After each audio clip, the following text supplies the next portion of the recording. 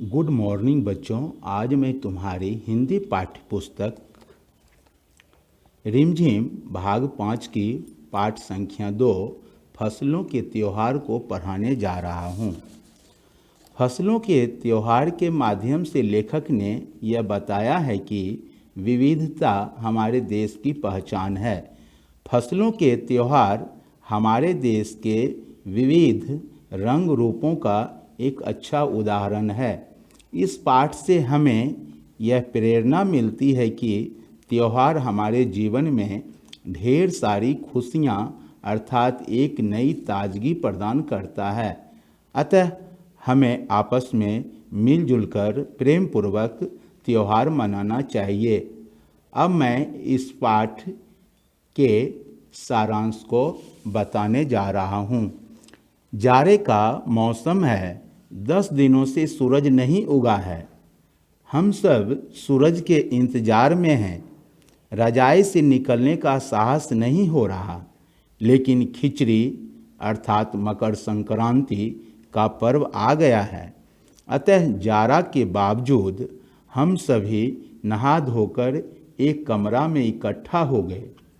दादा, चाचा और पापा ने सफ़ेद चकाचक मार लगी धोती और कुर्ता पहने हुए हैं।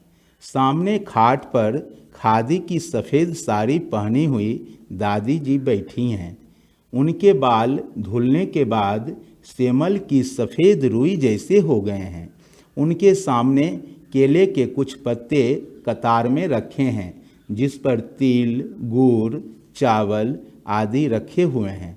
दादी ने हम सब से इन चीज़ों को बारी बारी से छूने और प्रणाम करने के लिए कहा। बाद में इन्हें दान दे दिया गया।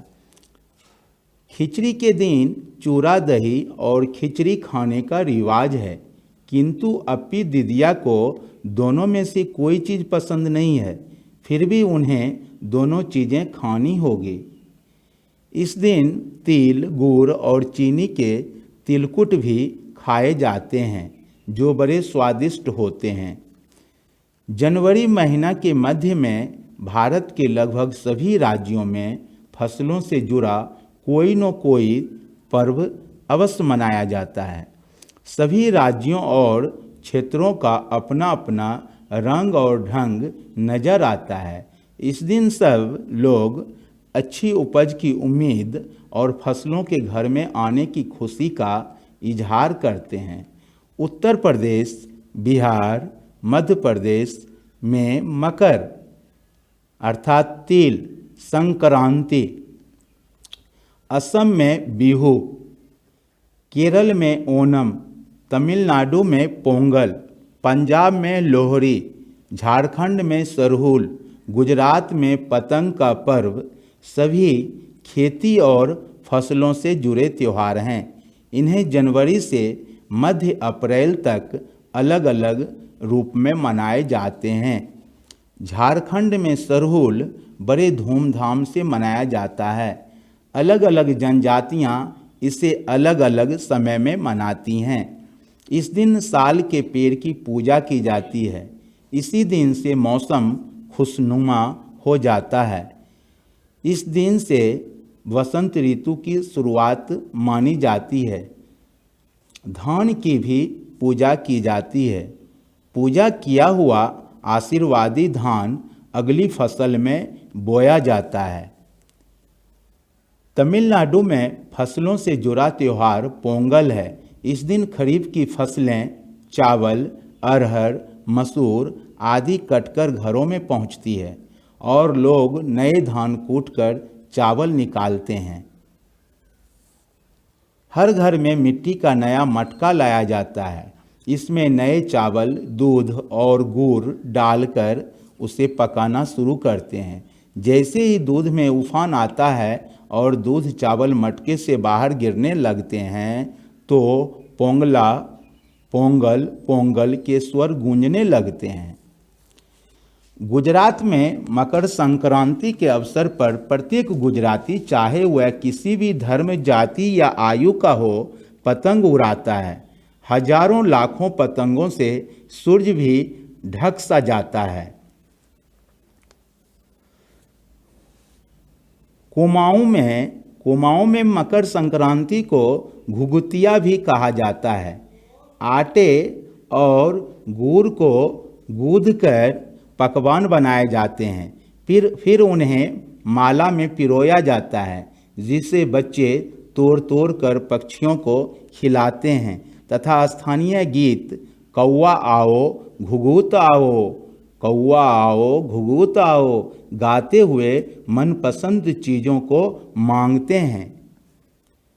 इस प्रकार मकर संक्रांति को मनाने के ढंग अलग अलग हैं। इस मौके पर कहीं कहीं लोगों की भीड़ नदी में स्नान के लिए उमड़ पड़ती है।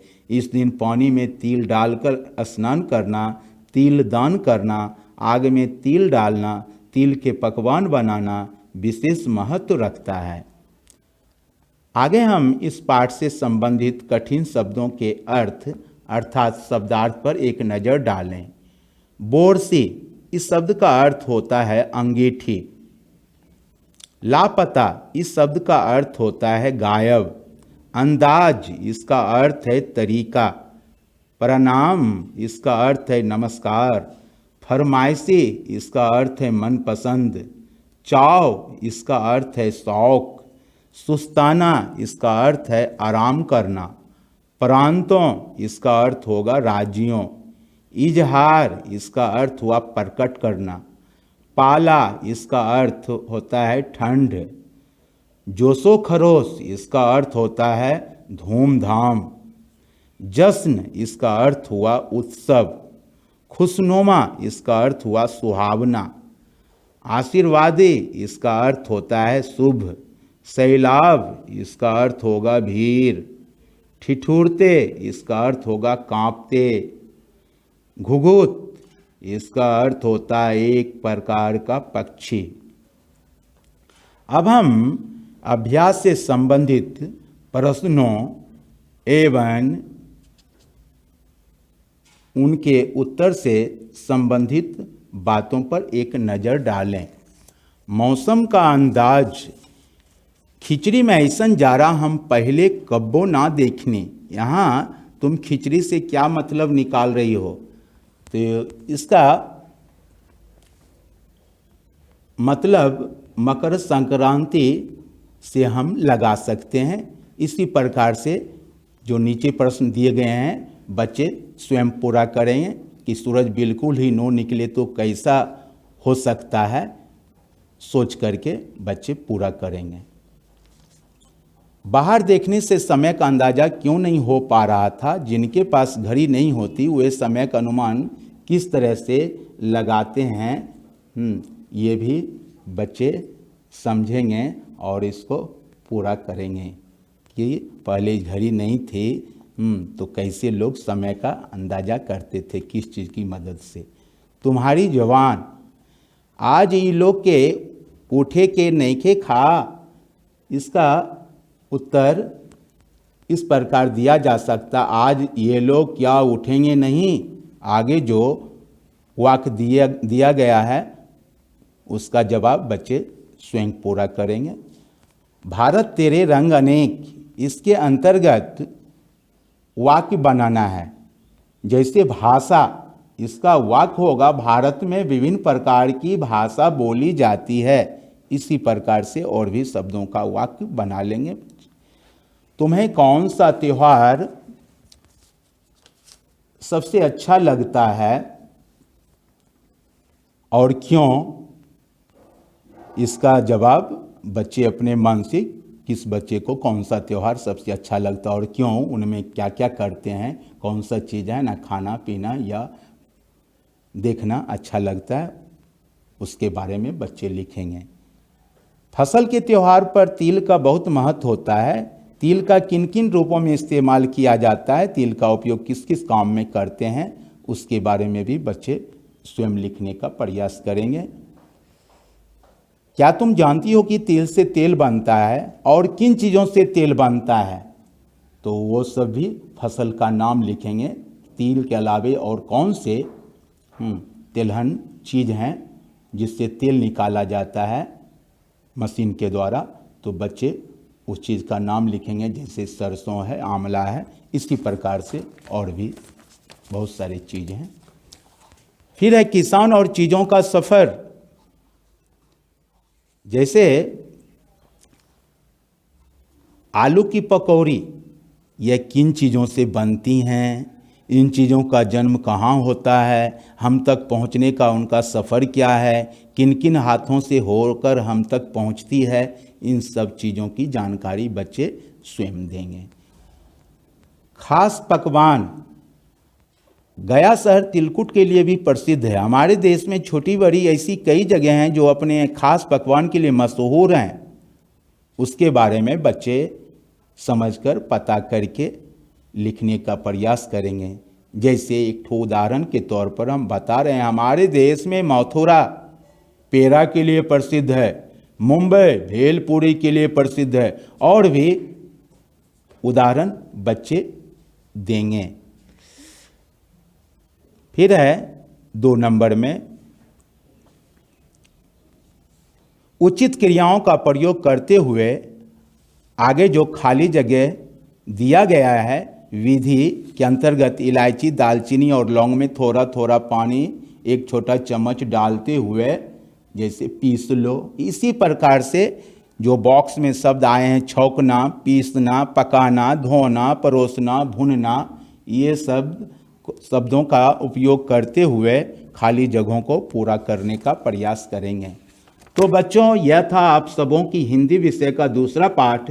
इसमें हमने सारांश, शब्दार्थ बताया, साथ ही पाठ से संबंधित सभी प्रश्नों के संक्षिप्त रूप में उत्तर भी बताए।